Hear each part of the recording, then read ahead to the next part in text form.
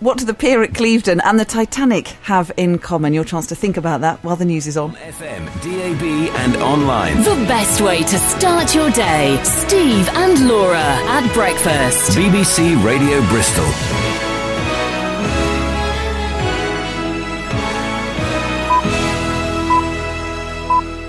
A musical with an environmental theme has been written about Clevedon Pier. Paul Carroll from Old Sodbury in South Gloucestershire has penned the comedy, which is set in 3 eras of time. One era of time is when the pier is being constructed in the Victorian age. Then the next period of time is the 1970s and 80s when the pier was accidentally damaged. Part of it fell down, and it's about fundraising and trying to rebuild it. And then the last section of the show is in the future. It's the 500th anniversary of the pier in 2369, when the pier is actually 33 metres below sea level due to the ice caps melting and global warming. And Paul will join Steve and Laura on breakfast. That's at around 8:20 this morning. 20 minutes past 8 o'clock. We're just hearing a lovely story, actually, about some guests that we're going to be talking to in a few minutes' time regarding the pier. And my little teaser, what are the similarities between the Titanic and the pier at Clevedon? It will all become abundantly clear when we talk to our next guests, Paul and Jane, in just a second or two. So that's to come in a minute or two. Keep your calls and your thoughts coming, 0345 900 5949. We promised you, we have these little moments sometimes when we're just playing you a little trailer of the different things that are coming up on BBC Radio Bristol. We have about 30 seconds, and sometimes Steve and I have a little chat, sometimes with our guests, and they just told us the best story, and you're going to hear it in just a moment's time, because it's curtain up on Clevedon Pier. South Gloucestershire writer Paul Carroll's written a musical comedy all about the pier. Yeah, it's whimsical. It's set in 3 eras of time when the pier's been constructed: the Victorian age and the 70s and the 80s, when part of the structure, you'll remember, fell into the sea off the North Somerset coast. And then fast forward to 2369.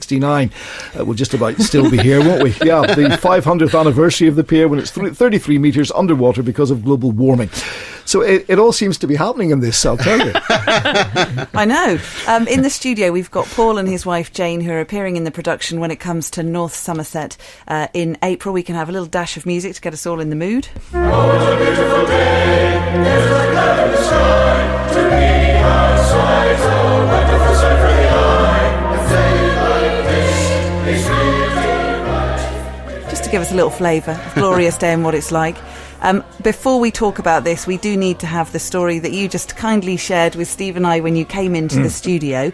I don't think any guest has come in and said this to us before, have they? Certainly not to me. Nice to be unique then. Yeah, just to establish kind of where you are in the here and now, because you wrote the pier, didn't you, Paul? I did, so you're the writer. Yeah. And Jane, you're the actress, you're starring. Yes, I sing opera normally. Yes. But she's my leading lady. You're the leading lady. In more ways than one. In pretty much every way, to be fair. Tell us the story of 11 years ago in this very studio. I arranged with one of the BBC producers, because Jane was doing a lot of publicity work for her professional tour, which she did at the time, and I arranged to come in here and propose to her, without her knowing, obviously. And you knew each other? Forever. But we were living together at the time. We were living together, but I wanted to get married. I wanted to do it in an unusual way, and we planned to do it all in here, and that was great. I was happy to come in here and make a fool of myself, if you like, on the radio. Yeah. But then they decided, let's film it as well and put it on Points West, which was kind of unexpected, but it was great. It was a lovely moment, and very special to us, obviously. And you've been together ever since? Yeah, absolutely. And this kind of partnership, writer and actress and singer and so on? Yeah, absolutely. Well, she's an inspiration for the pier, really, for me. I wanted to write something for her to sing in, and obviously our connections with Clevedon, we both grew up there. We were heavily involved in Gilbert Sullivan and Light Opera Club down there and things like that, so it was just nice. It all came together. It was just a thing to do. So, Jane, are you going to get your own back by making some big announcement today? What, a divorce? It's all over. That's it. I'm on. That's it. You can do the pier on your own. No, not at all. I can't wait to perform in it, actually, because he's worked so hard on this, and it's absolutely beautiful. Tell us about it then.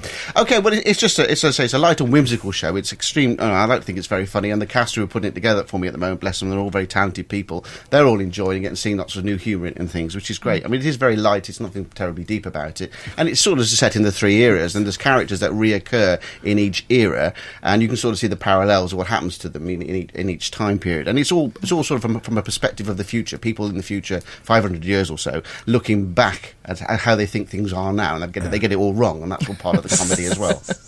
And this is tying together lots of the different sort of big moments of the history of Clevedon Pier. It is. Yeah. Can you pick out a couple of biggies for us? Yeah, well, I mean... when it sinks with global warming, it's a biggie. Yes. That's where we start, actually. It's underwater. That's the artistic Send license. divers down. That's the artistic license and then some. Yeah, but it's, I mean, it is obviously underwater, and there are divers who are going to dive down to it because to celebrate its 500th anniversary. They want to have a look at it, and it's done on the thing. They reinvented a thing in the future called television, which their ancestors used to have, and they're not quite sure how to do anything. It's all sort of very silly like that. And then obviously when they dive down to it, and they find very sort of trinkets and bits and pieces, and they interpret what they are, and then you get flashbacks to what they actually were, and everything's wrong. It's it's turning everything on its head. And it's very silly and very, very entertaining. In fact, there's only one serious moment in it. Yeah, there when is. My character's husband unfortunately passes away, and I have this beautiful aria that he composed that's very dramatic. Yeah, and that's the only. Yeah. Can you give us a sense of that at all? Give us a little. Go on, give us a little taster of that, because that I might sounds have to great. stand back for Yeah, that. go on. Just prepare yourself. This is unexpected. Yeah, it is. Thank you. Yeah. Thank you so much. The savage sea, the savage sea, while spin in stormy waters, churning up the depths within. I can't forget That's no. I tell you what, I wasn't expecting anything as powerful and as wonderful as that. Yeah, she makes every microphone peak. I thought it was going to be a few sentences, but that was brilliant. For this time in the morning, especially for a singer. So you've mixed the music and the blues. We've spent the last couple of weekends, the cast and I, recording a cast album that we can obviously put out with the show, the week of the show. Yeah. And it's also a nice memento of it as well. It's nice to have something permanent for something that's taken such a lot of effort to write and put together. Yeah. But I mean, it works in the three areas. And back in the Victorian age, I've tried to sort of imitate Gilbert and Sullivan. I'm not pretending to be Sullivan; he was a genius, and I'm just a builder. But nevertheless, I did try and imitate his style to make it light and whimsical from that period. And as you heard from Beautiful Day at the beginning, that's an amateur production, is it? Oh, it's an amateur production, but some very talented performers. Yeah, we've got some fantastic thrilled cast with the members. cast. They are wonderful. And you're going to, just before we go, you're going to let us into the secret of how you actually dive down to a pier that's underwater in an amateur production on the stage.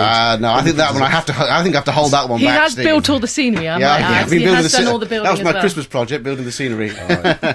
Anyway, it's on at 30th of April, and tickets will go on sale tomorrow. All right, brilliant stuff. Thanks very much. Thank you very much. Great to meet you both. Thanks for coming in. Thank you. There we are.